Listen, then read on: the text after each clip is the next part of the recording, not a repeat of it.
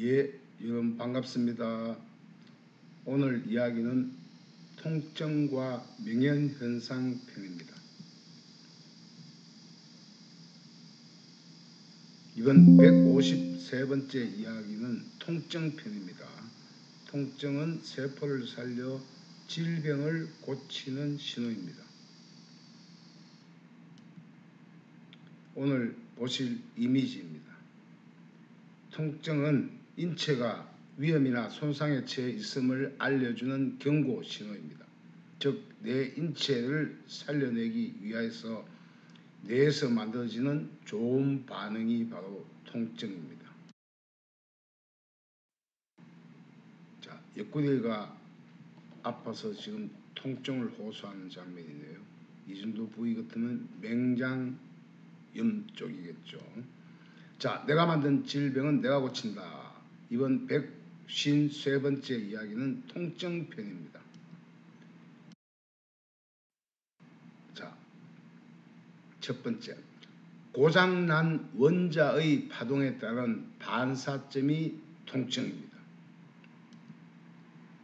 첫 번째, 이 세포 내 조직이 통증을 느낀다. 예를 들어 간이나 폐는 신경이 없죠. 있어도 아주 미약합니다. 그 다음 우리 몸속에 가장 깊숙하게 박혀있는 췌장은 숨겨져 있기 때문에 통증을 또 잘 느끼지 못합니다. 또한 뼈와 뼈를 연결하는 연골은 통증의 감지 신경이 없는 조직이라 초반에는 염증이 있어도 못 느끼다가 이 염증이 한계에 이르면 이때부터 통증을 느끼게 됩니다. 이미 통증을 느꼈다는 이야기는 염증이 많이 생겼다는 이야기인데 사전에 예방하는 것이 가장 좋겠죠. 왜? 관절 부위가 부으면 무조건 염증이 생깁니다. 두 번째, 이 통증은 인체가 위험이나 손상에 처해 있음을 알려주는 경고 신호입니다. 즉, 인체를 보호하기 위해서 뇌에서 만들어내는 반응 물질이 바로 통증이라는 이야기죠. 세 번째, 통증은 단순한 아픔 자체뿐만 아니라 몸에서 일어난 문제를 인식하고 대응해주는 중요한 생존 본능의 메커니즘, 즉 염증이 있기 때문에 질병이 생기죠. 그 염증을 쳐내는 현상이 바로 통증이에요. 자, 지금 손에 동상이 걸려서 이 정도 같으면 매우 아프겠죠. 다 지금 혈류장애로 추운 겨울에 동상이 걸렸습니다. 네 번째, 통증의 발생 과정과 생기는 이유를 한번 살펴보겠습니다. 첫 번째, 우선 자극이 발생하죠. 뭐 간이 안 좋다, 혹은 칼에 베이거나 불에 데이거나 또 염증이 생겼거나 모기에 물리거나 혹은 근육을 과다하게 써서 긴장된 경우에는 이 자극을 느끼게 되는데 이때 통증을 느끼게 되죠. 두 번째, 이제 통증 수용기 자극을 감지합니다. 통증을 수용하면서 자극을 감지하는데 이 피부나 근육, 장기 등에 있는 통증 수용기가 자극을 감지합니다. 피부 조직이나 기관 등 부위가 손상됐다는 신호를 이제 만들어내게 됩니다. 세 번째, 그러면 그 부위에 신호를 만들어낸 것을 이제 전달합니다. 말초신경은 그 통증이 생긴 부위의 자극 신호를 척수로 보내고 척수는 뇌로 전달해서 뇌가 이제 통증을 인식하게 되죠. 네 번째, 이 뇌에서 통증이 인식되면 그 신호를 받아 저기 어디가 아프구나 이것을 감각적으로 해석하고 또 그것을 치료하는 방법을 찾느라고 골머리를 앓게 됩니다. 다섯 번째, 이제 치료를 위한 노력을 하죠. 그렇게 되면 치료를 위해서는 혈관이 확장이 돼야 됩니다. 혈관이 확장을 하며 그 부위가 막 부어오르죠. 또 그 부위가 통증이 점점 더 심해지게 됩니다. 두 번째, 통증을 통하여 치료를 하게 됩니다. 무릎을 지금 엎어져서 다쳤네요. 다친 부위가 계속 다치게 되어 있습니다. 왜? 그 부위가 이미 혈류장애가 생기기 때문에 다치게 되는 겁니다.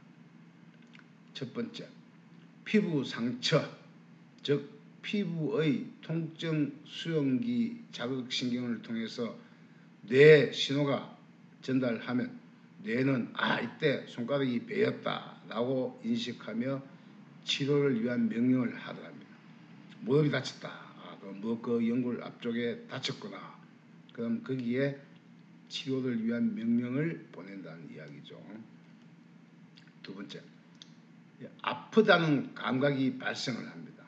통증 부위를 이제 아프니까 서지 않도록 명령을 하고 그 부분을 회복할 시간을 지연하게 만들게 됩니다. 그래서 회복할 시간을 자꾸 두기 위해서 그 부위를 서지 않게 만듭니다. 세 번째, 통증은 외상뿐만 아니라 오장육부의 기관 등에도 나타나고 또 감정이나 스트레스, 피로에 따라서도 통증이 유발되거나 악화시킬 수 있습니다. 네 번째, 통증이 없으면 신경 조직이 염증으로 괴사되어 문제가 있을 수 있고 반대로 통증이 있다면 항상 질병이 있는 것은 아니라 더 좋아지려고 호전반, 염증을 빨리 치료해서 몸을 더 건강하게 만드는 호전 반응일 수도 있습니다. 다섯 번째, 명현현상이나 호전 반응일 경우에는 심장에서 자꾸 먼 쪽으로 통증의 위치가 바뀝니다. 배가 아프다가 고관절이 아프다가 무릎이 아프다가 발목이 아프다, 발가락이 아팠다. 그러면 이건 몸이 되게 좋아지는 호전 반응이에요. 심장에서 먼 쪽으로 갈수록 몸이 좋아지는 명현현상입니다. 여섯 번째, 통증이 나타나는 종류를 한번 살펴보면 첫 번째, 급성 통증, 갑작스러운 손상 혹은 일시적인 통증으로 배인 상처, 타박상, 수술 후 통증 등이 갑자기 나타나죠. 두 번째, 만성 통증이 있습니다. 이 3개월 이상 지속되는 통증으로 척추의 디스크, 대상포진 혹은 신경통, 관절염, 관절통 등이 해당이 되겠죠. 세 번째, 신경성 통증이 있습니다. 신경 자체가 손상을 입어서 발생한 디스크 혹은 대상포진 혹은 신경통, 역시 척추통 등등이 신경성 통증입니다. 네 번째, 시민성 통증, 감정 혹은 심리적인 요인과 관련된 통증으로 스트레스를 몹시 받았다, 두통이 몹시 심하다, 가슴이 아프고 흉통 혹은 통증이 있다, 이런 것이 시민성 통증에 해당이 됩니다. 세 번째, 약이 통증을 일으키지 않으면 그 병은 절대 낫지 않습니다. 자, 지금 T눈에서 손까지 피부가 괴사하는 손가락입니다. 첫 번째, 명현은 흐릴 명, 눈이 흐려지는 명, 아찔할 즉 눈이 흐려지고 아찔한 경험을 하는 현상인데, 이것은 머리로 솟구친 피가 장기나 수족으로 핏길이 열리면서 일시적으로 나타나는 현상이에요. 두 번째, 명현현상은 약이나 침술 또는 식사 후 일시적으로 나타나는 현상과 같은 것으로 흔히 서양의술의 부작용과는 전혀 다릅니다. 이 명현현상을 겪으면서 결과적으로 몸의 질병이 완쾌되는 것입니다. 지금 비염이 몹시 심한 이미지네요. 세 번째, 통증은 체내의 독소가 몸 밖으로 배출되거나 또는 신체 내부의 무너진 균형을 회복하면서 발생하는 현상이라고 설명을 하고 있습니다. 네 번째, 예를 들면 아토피가 생겼다, 부스럼, 여드름 같은 것으로 죽은 백혈구의 고름이 피부 깊숙하게 있으면 이게 염증이 나중에 종양이 되고 저체온이 오래 지속되면 이게 암이 되는데, 이것을 방지하려고 미리 피부로 나오고 피부에 나타나는 현상이라고 생각하시면 됩니다. 다섯 번째, 명현현상, 즉 통증이 있는 곳은 신경 조직이나 핏길이 살아있는 정조정세의 부위입니다. 죽어 있으면 못 느끼죠. 살아있기 때문에 통증을 느낀다는 이야기입니다. 따라서 통증이 없는 조직은 결국 곪거나 괴사하고 살이 썩어가게 되므로 이를 방지하는 명현현상을 즐기는 생활의 지혜가 필요합니다. 네 번째, 혈류 손따기와 명현현상을 살펴보겠습니다. 자, 이미지 보이시죠? 자, 제 혈류 따기의 딸점의 핵심 위치입니다. 끝이 가나다라마 되어 있죠. 1, 여기가 2, 3, 4번 부위, 여기에 농이 제일 많이 나와요. 5, 6 이렇게 나옵니다. 손끝에서 1, 2, 3, 4, 5, 6 이렇게 나와요. 그 다음에 엄지 쪽으로 가면 플러스라고 적혀 있어요. 엄지손가락 쪽은 플러스, 약지 새끼손가락 쪽은 마이너스로 표기가 되어 있습니다. 첫 번째, 혈류 손따기는 세상 어디에도 없는 단어, 즉 농백혈, 즉 죽은 백혈구의 시체 염증을 빼내는 50여 년간의 연구한 결과물입니다. 두 번째, 겨우 손가락 한두 곳을 땄는데도 명현현상이 생겨난다는 것은 다른 어떤 여러 치유의 방법보다 효험이 매우 높다는 것입니다. 따라서 혈류 손따기는 몸이 허약할수록 명현현상, 즉 호전 반응이 많거나 심하게 나타날 수가 있습니다.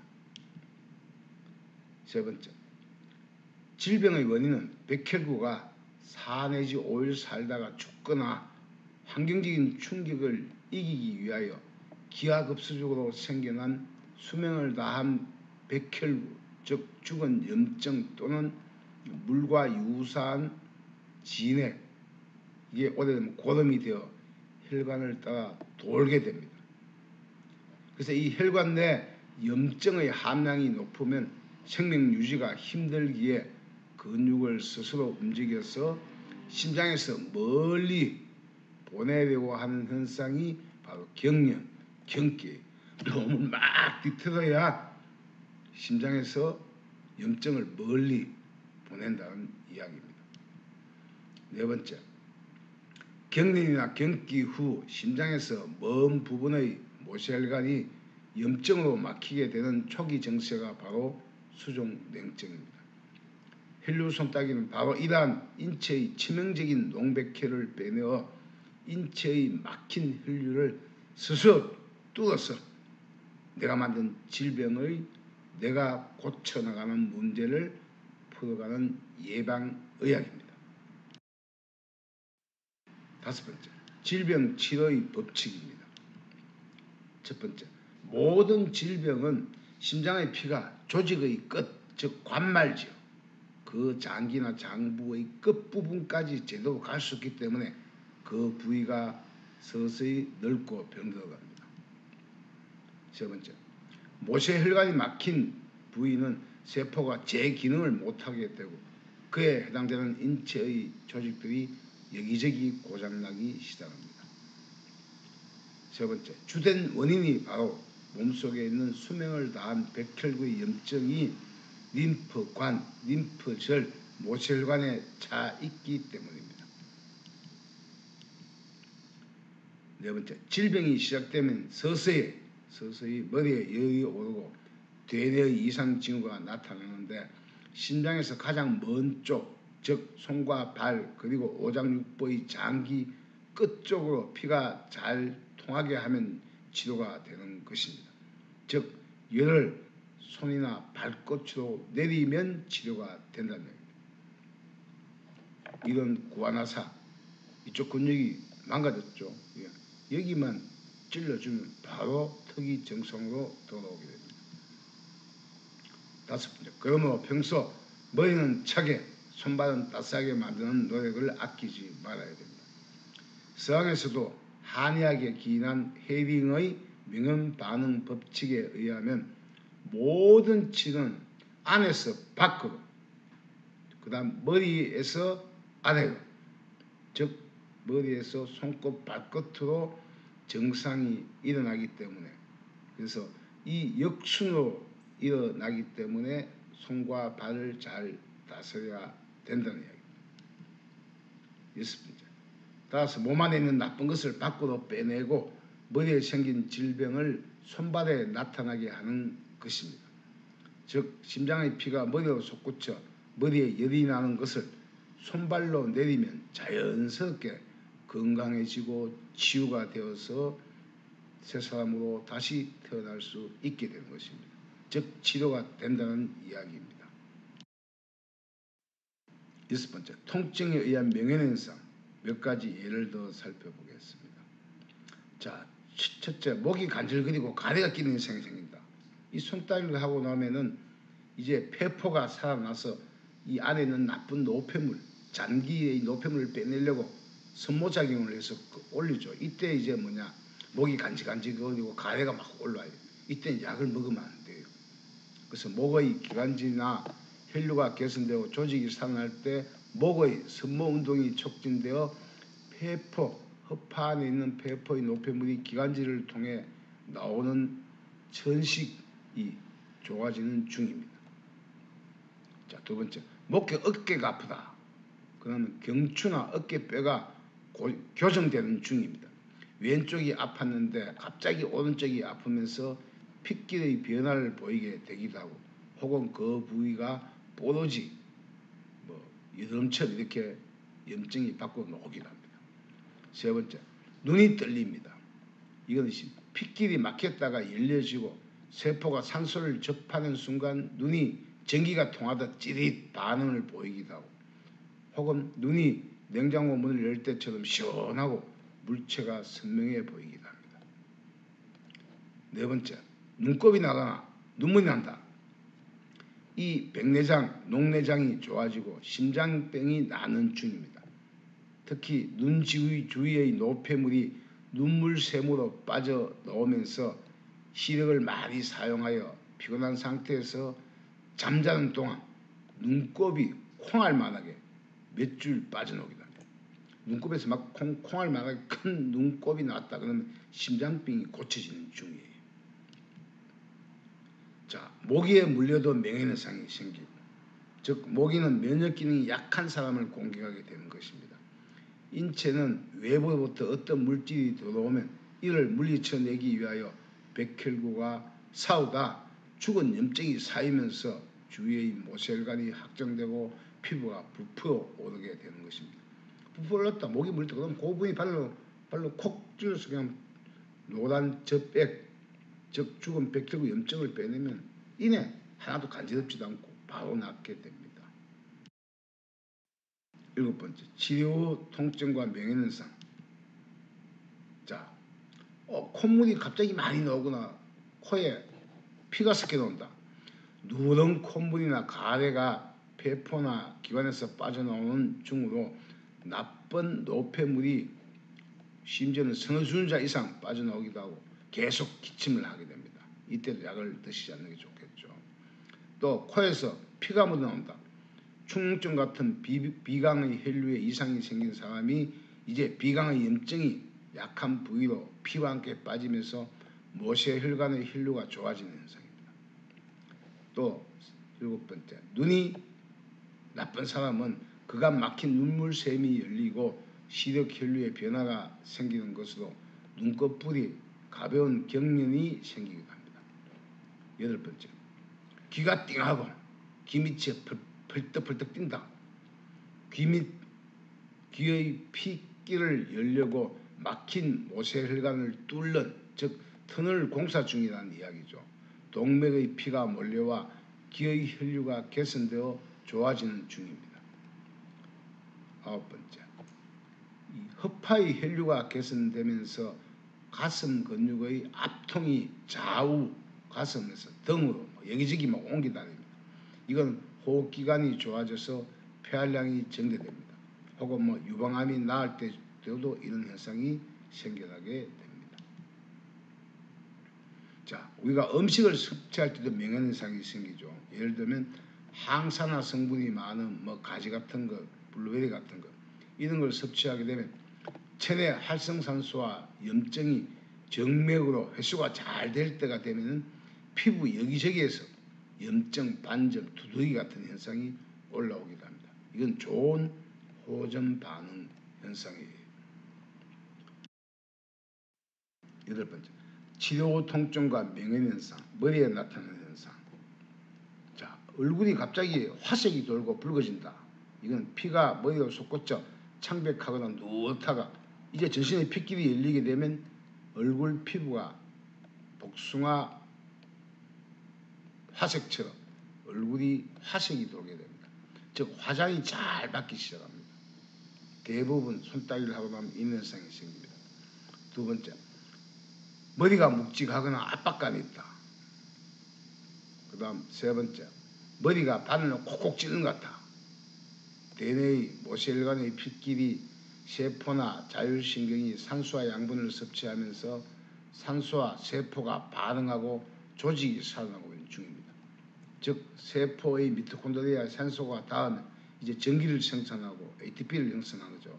이때 이제 콕콕 찌르고 따끔따끔하고 이런 느낌이 든다는 얘기입니다. 네 번째, 머리가 어지러워 어지러운 현상이 생깁니다.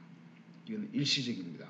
손발 또는 오장육부에 막힌 핏길이 열려 심장의 박동이 증가하면서 그간 오장육부의 조직이 살아나고 좋아지는 현상일 때는 어지럽고 이런 현상이 일시적으로 생깁니다. 다섯 번째, 머리가 화닥거리는 현상. 머리의 정맥의 핏길이 열리면서 그간 새롭게 생겨난 정맥의 기능이 상실되거나 처져 있는 혈관이 자리를 잡아갈 때는 이런 화닥거리는 현상이 생깁니다. 여섯 번째, 비듬이 많이 생기고 부스럼이 생긴다. 머리에 나쁜 독이 빠지는 중입니다. 어린이 때 다친 부위에 진물이 나오기도 하고 부스럼이 생기기도 하고 고름이 나오기도 한다. 이것도 역시 호전 반응 현상이에요. 자, 일곱 번째, 머리가 무겁고 끈적끈적한 코 같은 피가 나온다. 즉 뇌혈관이 이건 뚫리는 거예요. 뇌혈관이 뚫리면서 뇌 속에 오래 묵은 염증이나 고름이 피부 밖으로 빠지면서 이 중풍이 예방되는 중이면 이런 현상이 생겨납니다. 아홉 번째, 치료 후 통증과 명현현상, 손과 피부, 췌장이 고쳐지면 어떤 현상이 생기느냐 보겠습니다. 첫 번째, 귓볼에 종기가 나고 부스럼이 생긴다. 머리에 혈류가 열리면서 귓볼 여기저기에 종기나 염증이 돋았다가 사라지기를 반복합니다. 고개를 수시로 절레절레 흔들면 더 많이 귀에 이런 현상이 생깁니다. 고개를 좌우 흔들면 중앙에 있던 나쁜 염증들이 피부 밖으로 빠지는 현상입니다. 두 번째, 가려운 정세가 나타난다. 핏길이 열려 세포가 분열 중입니다. 건성 피부나 알레르기성 피부가 좋아지는 중인데 흔히 우리가 피가 삭는다고 하죠. 피가 삭아서 이제 되살아나면은 이런 가려운 정세가 여기저기 생깁니다. 세 번째, 모든 것이 귀찮고 잠이 쏟아진다. 심장 혈관에 어저혈이 많거나 때가 끼인 사람으로 잠이 깊어집니다. 체내 노폐물을 쳐내려고 잠에 취하고 있는 중입니다. 이때는 푹 자는 게 좋겠죠. 네 번째, 지물이나 피부에 부스럼 현상이 나타난다. 모사의 혈관에 쌓여있던 죽은 백혈구의 고름이 빠져나오는 현상입니다. 피부 깊숙하게 있으면 이게 암이 되는데 그 암이 안 되고 이제 약독, 즉 염증이 피부로 빠지는 현상이 바로 부스럼 현상, 진물 현상이에요. 저는 아직도 머리 제일 상단부에 진물, 부스럼이 계속 지금 나오고 있습니다. 그러다 보니까 이제 머리카락도 더 굵어지고 지금 계속 나오고 있습니다. 다섯 번째, 수족에 아토피와 같은 피부 발진이 생긴다. 정맥 혈류가 막혔다가 열리면서 노폐물이 피부로 빠지는 현상으로 자신의 혈류가 느린 조직 부위에 먼저 이런 아토피 발진 현상이 생깁니다. 자, 이런 자세한 명예현상은 제 책 상권 381쪽에서 400쪽까지가 전부 명예현상이에요. 이걸 살펴보시면 이해가 쉬울 것입니다. 자, 마지막 같네요. 6번째, 온몸이 막 몽둥이로 맞은 느낌이다. 이런 분은 췌장, 당뇨병이 고쳐지는 중이에요. 췌장의 혈류가 달라지게 되면은 전신이 몽둥이로 맞은 것처럼 온몸이 여기저기 아픈 통증을 느끼게 됩니다. 이럴 때는 췌장, 즉 당뇨병이 치료되는 중입니다. 자, 10번째, 자, 통증과 명현현상으로 원자를 깨웁니다. 지난번에 제가 기전력, 순에서 기운이 나온다 했죠. 자, 첫 번째, 통증은 죽은 세포 핵 안의 원자 파장을 되살려낼 때 생기는 현상입니다. 혈류 손따기로 그 효험이 가장 높습니다. 세포 안의 원자의 파장을 되살려낼 때 생기는 현상이 통증이다. 두 번째, 통증 때 염증을 빼내면 미시세계의 원자의 에너지가 활성화되어 양자의 안테나의 높은 출력으로 오장육부를 살려내게 됩니다. 이런 염증이 고염이 막 나오죠. 세 번째, 통증 있는 부위나 손안의 세포들이 살아나면서 더 센 양자에서 방출된 발공의 에너지가 내 안의 질병을 하나둘씩 물러가게 만듭니다. 피가 축축 이동하기 때문에 결국 이 조직들이 골수에서 피를 더 많이 만들어서 건강한 적혈구 수치를 만들게 됩니다.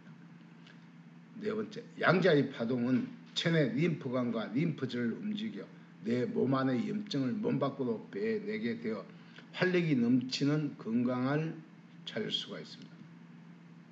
다섯 번째, 뇌 중앙에 방전된 송가체가 발전하며 이 세로토닌 호르몬을 많이 생산하기 때문에 이게 세로토닌이 밤이 되면 멜라토닌으로 전환되어 깊은 숙면에 빠지게 합니다. 그 한편 나머지 모든 장부를 되살려 세포 분열시키고 노폐물 처리하고 이런 기능이 강화됩니다. 여섯 번째, 송가체가 이제 발공, 에너지가 발전, 넘치게 되면 이 시상하부를 자극해서 호르몬 대사작용을 원활하게 하여 이 자율신경계 이 전체를 안정화시킵니다. 특히 부교감신경은 더 안정되어 속이 편하고 송가체 에너지로 교감신경들은 대사작용을 한층 더 원활하게 잘 해주게 됩니다. 일곱 번째, 따라서 혈류 손따기로 내가 만든 병을 내 손 안에서 다스리고 고쳐보세요. 이 혈류 손따기는 현대의학이 알지 못하는 양자의 미시세계를 다스리는 지혜로운 인술이 바로 혈류 손따기입니다. 예, 오늘 이야기는 여기까지네요. 지금 과호흡으로 봉투에 지금 숨을 내뿜고 있는데 봉투를 과연 끼우고 숨을 쉬어야 될까요? 자, 내가 만든 질병은 내가 고친다. 다음 154번째 이야기는 과호흡법입니다. 이 과호흡이 발생한 이유와 그 치료편을 살펴보겠습니다. 과호흡 아주 간단합니다. 손가락 서너 군데 따면 바로 해결이 됩니다. 자, 정보가 도움 되셨다면 구독 한번 눌러주시면 감사하겠습니다. 필요하면 좋아요, 알림 설정도 부탁을 드립니다. 예, 긴 이야기 시청해 주셔서 감사합니다. 다음 주는 과호흡 증후군에 대해서 살펴보겠습니다.